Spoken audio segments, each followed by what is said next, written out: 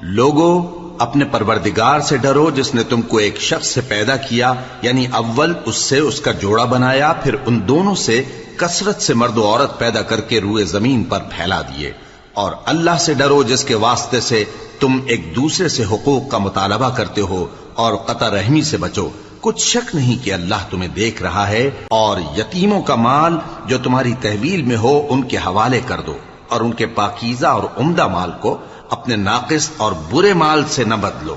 اور نہ ان کا مال اپنے مال میں ملا کر کھاؤ کہ یہ بڑا سخت گناہ ہے۔ اور اگر تم کو اس بات کا خوف ہو کہ یتیم لڑکیوں کے بارے میں انصاف نہ کر سکو گے تو ان کے سوا جو عورتیں تم کو پسند ہوں، 2 یا 3 یا 4 ان سے نکاح کر لو۔